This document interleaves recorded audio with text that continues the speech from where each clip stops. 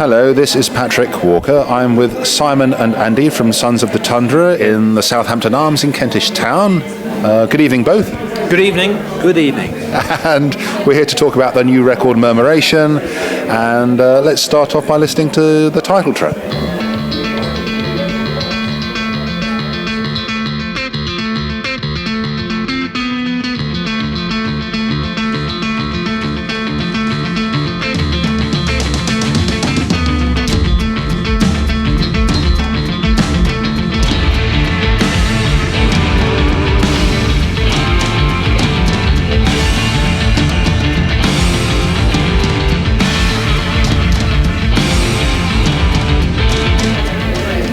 Andy Marlowe's bass playing on that track is noticeably incredible. Can he pull that one off live? Well, he says he can. No, every year since around 2006, we'd always go to this place called Warden's Abbey in Bedfordshire, which is a 15th century abbey, and we'd arrive, get comfortable, get all the gear in, and we'd sit down and we'd listen to record demos that each member had recorded. And I remember I had some stuff that I was playing Simon and Andy from some electronic stuff. The guys really liked this arpeggio on the keyboard. It was done on a Roland Juno 60, and the guys were quite taken with that. So they thought, yeah, let's use this. And then it kind of just expanded from that. And then we just kind of just started jamming out the riff. And Andy had kind of managed somehow to learn this arpeggio riff on the bass. You played a really fast keyboard riff, and then we said, let's have that on bass. And Andy went, oh, all right then. Yeah, and he just did it. Sounds great. Should we have a listen to a bit of that? Yeah. Let's do it.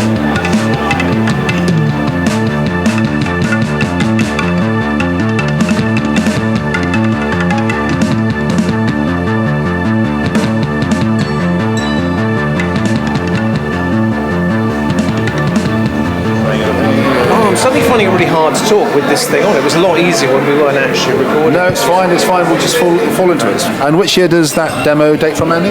No, it's about 4 years ago from that. 2017, 2018 maybe, I think. I think it probably is. People are probably really enjoying this podcast so far.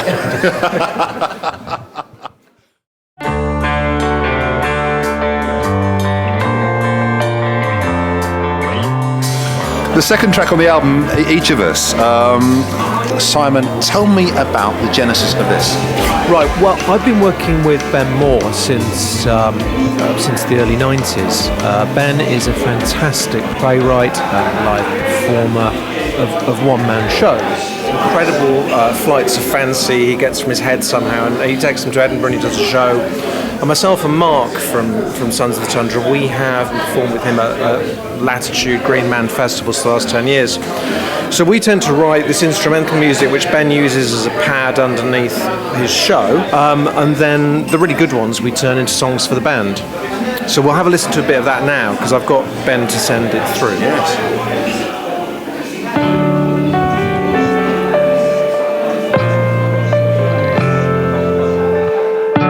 After it's over, when you know it for a fact, there's that period where the world always seems to be about to break. Time is more fragile. Days are thinner. I would sit at home like milk on a step, slowly souring in the sunlight. Friends would arrive at the flat in hazmat suits, eager to hear my take on the breakup, but hoping not to have any toxic doubts spill onto them and into their relationships. I'd see experts. One analyst would take me on walks with him in his angst-hound dog, specifically bred to sense existential crises in others and react with the correct levels of affection or disinterest, whichever was appropriate. Yeah, so that's it. So it's a brilliant guitar riff that Mark wrote, and we arranged it with guitar and piano. And then we thought this is too good not to use as a full song. Andy put drum pattern down on that, and all we had to do was come up with a chorus, and that was Each of Us. And then Ben obviously did the narration for the live shows of Bones of Brave Ships, which worked great as well. Yes, the last double album about the Shackleton expedition, Ben when we where did we play that? That was All Tomorrow's Parties. Yes. Stuart Lee curated All Tomorrow's Parties. The one that finished the franchise off, that one, where we were the last band ever to play it. All Tomorrow's Parties. ATP. We never got paid either. Mark's guitar playing. Mark's guitar playing. Mark just noodles away and comes up with his lovely riffs. You found Mark, didn't you, in When Gravity Fails? Very Spinal Tap. When we started talking about all the bands we were in that didn't get anywhere, but you were in When Gravity Fails. Mark kind of lived very local to me, and I think he posted a cassette through my door one day, and then we just He's going to be in your band. like me and Mark were in this band with an ex-member of Courtesan who I was in, and then we did that for a couple of years, and then Mark started playing with Tundra, didn't he? And Yeah. Mark's great. Mark's the master of kind of arpeggio delayed guitar riffs. Fantastic. He used to work for Fender as well, so he had a lovely guitar collection, and he could get us cheap rates on guitars as well. That's the main reason we had him in the band. Might cut that bit out. Sorry, Mark.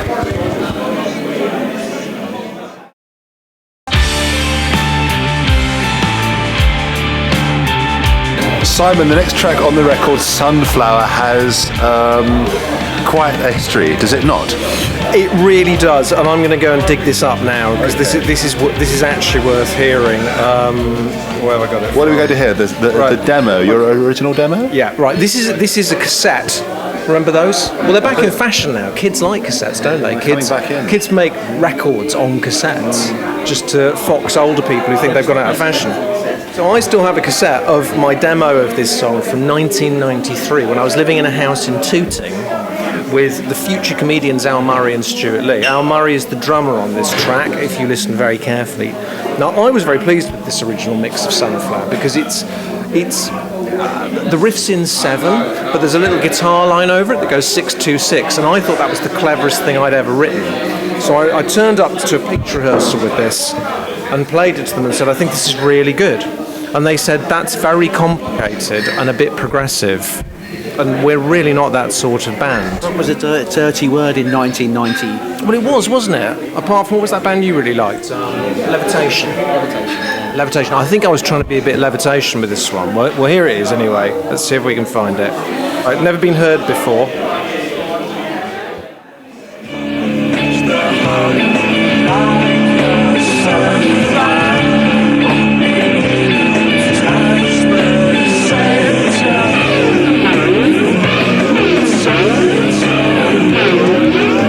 So, You've been shopping this track around every band you've been in for the past 25 years, is that right? with everybody saying, with everyone going, nah, yeah, it's all right, but I knew inside that bad demo was a kernel of an idea that I would not let go of. And then I played to Mark, and Mark did just a genius thing with his guitar and somehow worked out how to flip a Black Sabbath riff kind of thing into it that I hadn't seen coming, and it worked. Andy Marlowe's mixing bears mentioning with us, does it not? Yeah, it's quite a long track, this. It's 9 or 10 minutes long, and Andy Marlowe did a phenomenal job mixing this. It took him about 2 years to do it on and off, I think. We got, what were we getting, like version 46. Andy Marlowe, Pissed Off, version 49. Andy Marlowe, It's 3 o'clock in the morning, version 51. It went on for about 2 years, until eventually he just produced this fantastic mix that brings it all together. And it sounds great. Thank you very much. Let's listen to something else. All right.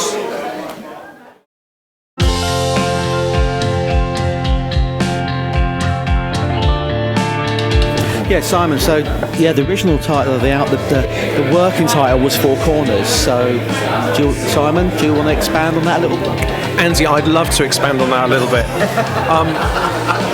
I was in the late 90s, early 2000s. I a few times went over to stay in the States, where I used to travel, do road trips with my friend Laurie, and there was an intersection between New Mexico, Nevada, Utah, and Colorado, I think, and it's called Four Corners.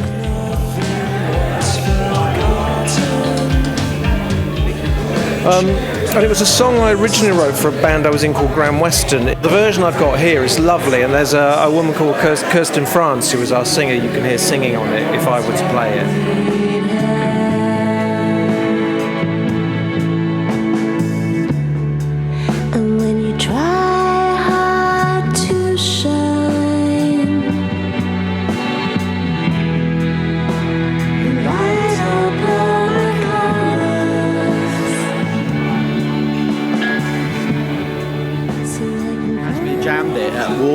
We sort of had a kind of a post-punk kind of feel to the actual rhythm of the track. You really like the Cardiacs and all of that, all that punk stuff. Lyrically, this one was inspired a bit by a Stephen King story. The Fog. No, not The Fog. The Mist. No, not The Mist. It's The Mist. It is The Mist. It is The Mist. Did he write The Fog as well? James Herbert wrote The Fog. All right. It gets confusing. Does anybody write Rain? James Herbert also wrote The Dark and The Fog. Stephen King wrote The Mist. It's difficult to remember which meteorological horror-based phenomenon we're talking about. The Mist. That's correct. And so if you listen very carefully, some of the lyrics are a little bit inspired by watching the film of The Mist, where they all end up, spoiler, shooting each other at the end. It's a very depressing end. It always seemed unnecessarily nihilistic to me. Oh, that's Stephen King, isn't it? Well, no, because Stephen King's novella doesn't end like that. It ends... I've only seen the film. No, well, Stephen King's novella ends in a similar fashion to Hitchcock's The Birds. Right. So you have the protagonist driving off into this apocalyptic landscape. It's bleak, but it's not nihilistic. Oh, I wish I'd made know that, or I wouldn't have written that song.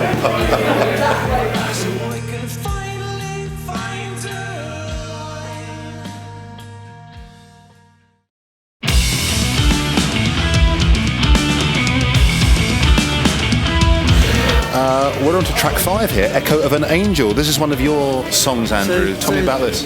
So the riff, the actual initial beginning riff of the track was based on a track I'd kind of written for maybe it was an Osiris Club song.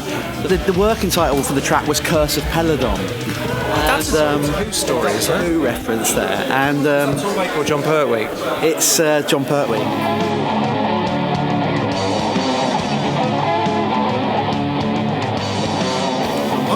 Is he your favourite? Who's your favourite, Patrick? John. Who's your favourite Doctor Who? I've never been a Doctor Who fan. To be honest, though, I grew up with Peter Davidson, being born in 1978. Oh, you're one of the younger fans. Yes. Right. Yes, I grew up with Peter Davidson, but I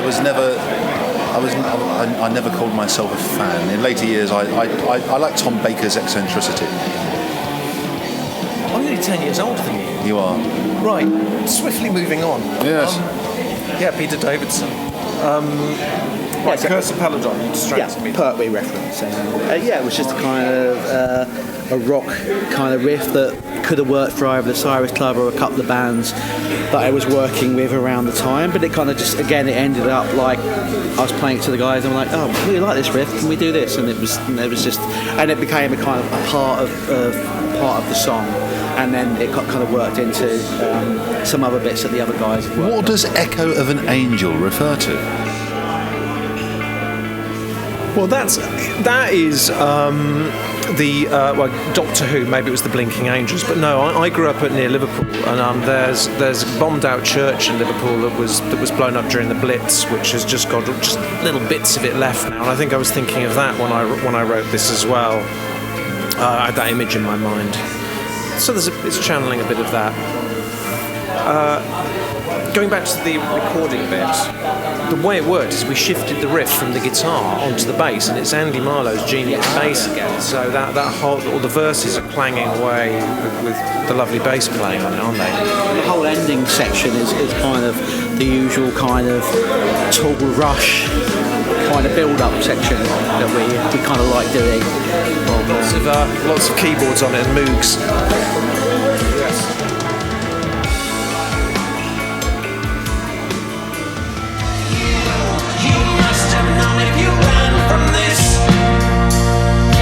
Someone else would take it. This is Patrick Walker. I'm here with Sons of the Tundra. We're talking about their new record, Murmuration. Survive Just Fine. It was Hellboy, wasn't it, Andy? Yeah. So this is where the bands that me and Simon play at Osiris Club and at Suns of the Tundra had this kind of link where we had songs you'd written. Was it Citadel of the Fly? What were the Hellboy related songs on the That was album? Abe Sapien, wasn't it? And we're just basically huge Mignola-verse Hellboy nerds, really. And we keep writing songs about Hellboy comics. So this song, which started off being about humpback whales, ended up being about the final issue of a comic called Abe Sapien, and about the survival of the human race when there's an apocalypse happening on Earth, but everyone's saying, cheer up, it'll probably be okay, which is why it's called Survive Just Fine. So if you know your Hellboy comics, you know where to go and look this one up. This goes back to an old band of yours, Grand Western. Grand Western. This was a band I formed with Rob from Peach, after Peach. I had this flexi disc, there's a word you don't hear anymore, a flexi disc from National Geographic about humpback whales. And we had a go at this. I've got a little clip of it here. Let's have a quick listen. These are underwater sounds made by humpback whales as they pass near Bermuda in the spring. These are underwater sounds made by humpback whales as they pass near Bermuda in the spring. So that had been floating around, and Andy Marlowe always said he really liked that one, which was a bit of a vote of confidence, but we didn't know what to do with it. So for this album, where we were trying to use a lot of lovely ideas that had been around and give them a bit of closure. I think you're done on that one, unless there's something that you haven't mentioned yet. No, I think that is that one done. Let's talk about Pond Life. Let's hear some of Pond Life.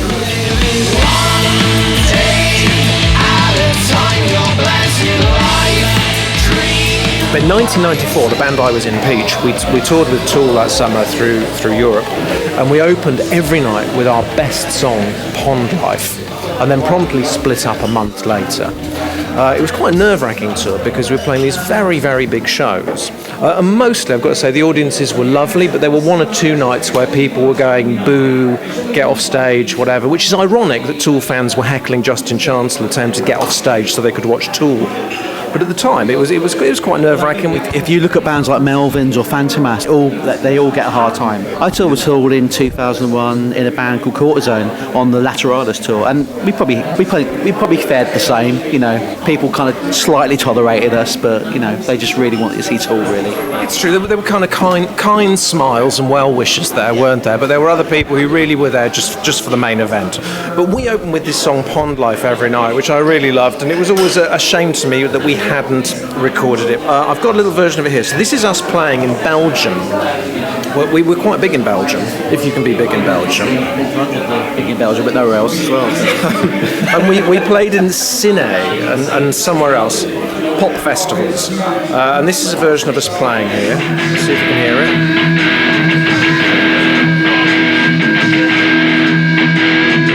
Here comes Rob. In the same time, it takes to try to make up your imbecile minds. I will give you all the reasons that you need. Living one. Rob and Justin, that is a phenomenal rhythm combination. Your blessed life, dreaming once. Yeah, that was one of the nice things about transitioning from Peach to Sons of the Tundra, is the fact that Rob eventually moved over to play bass, and then of course you came in and played drums because we'd been doing the stuff in Giza. Of course, going back to Peach and Mint 100, that's how we met, wasn't it? We started playing together in 1995. I was kind of filling in for Al Murray, wasn't I? When he was kind of off, his comedy career took off. Tell me about the track Pond Life itself. What's the inspiration behind that? Oh, well, I was 25 when I wrote this, and I was listening to a lot of very cross music. So I was listening Rollins' band, End of Silence, which is full of all of these fantastic self-hating songs about not having enough self-respect and everything. And then listening to Opiate Tool, which again seemed disgruntled. I was listening to a lot of disgruntled vocalists from America who seemed very cross. So I was in a very English way trying to be cross as well. So this was this Pond Life was about being cross with the world, I think. I'm not really sure. I came back to it. You can hear I've changed a few of the lyrics coming back to it. There's still a swear word in it, don't tell my mum. But Oh, I won't say a word. have you got swearing in your songs? I haven't. Have you ever thought about putting a swear in your songs? Or would you not? Are there any? I don't know. Are there any? It would have to sound poetic. It's fair enough. I still worry about upsetting people.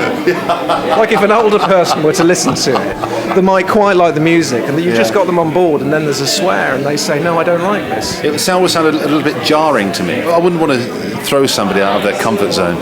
I feel that too. There are two Suns of the Tundra songs that have swears in them. This is one, and there was one on the first album, Paper Wrap Stone. Which swear words were they? Were they? It's the F word. Okay. Both times. Both. Okay. I haven't used any other ones. Would you put swears in your songs? No, I don't think I would. Well, yours are instrumental, aren't they? So it's not really an issue. I remember when I first heard in 1987. Oh, no, it was 1988 when I bought Appetite for Destruction. And That's a good record. it's a good record, and I used to listen to it in my grandfather's car. And my mum used to say to me, "I like this record," but it was the first rock album I ever bought, really. But I quickly discovered it was full of swear words. Yeah. And I was terrified of my mum hearing them. So every time a swear word came up, I used to talk loudly over it. Go, "Oh, Mum, look at that out of the window of the car," or something like that. I did that as well because I used to get upset listening to Jethro Tull's "Thick as a Brick" because he sings about sperm in it. He sings "Your love's in the gutter, your sperm's in the sink." And my mum came into the room once while I was listening to that, and I had to talk really loudly because I thought she would be upset that I was listening to a record with the word sperm in it. Do Marillion have swears? I'm trying to think. Marillion had a big swear on their second album, Fugazi. They did. Well, Fugazi is a swear word, isn't it? It's a translated swear. It means all. All fucked up. But in the song She Chameleon, it contains the lyric, was it just a fuck I bled? And you see, Russian, are there any swears in Russian, yes? Or there's none in Genesis? No, there's nothing Russian Genesis. Are there any? Is there something on Trespass? There's something I used to have to turn the volume down for in Trespass if my parents came into the room. Yeah. I think I'm not so familiar with that one because Phil Collins isn't drumming on it. Any swearing in Van de Graaff Generator? I don't think so. But there were a lot of Van de Graaff Generator albums. You'd have to ask Peter Hamill about that one. Is there a swear on a record that you wish wasn't there? Well, now you've mentioned it, those Marillion records are making me feel a bit uncomfortable looking back at them. I think maybe it would have been better if they'd just another funk. I always thought that She Chameleon shouldn't have been on that record, and they should have used Cinderella Search as the opening track of side B. And She Chameleon should have been kept as a B-side somewhere. That is a very controversial viewpoint, and if there are prog listeners who've got this far into this interview, I'm not sure what they're going to think about that. We better leave it there. I think we better wind it up there. Okay. Patrick, thank you so much. Thanks to Simon and Andrew. Thanks for talking about the record.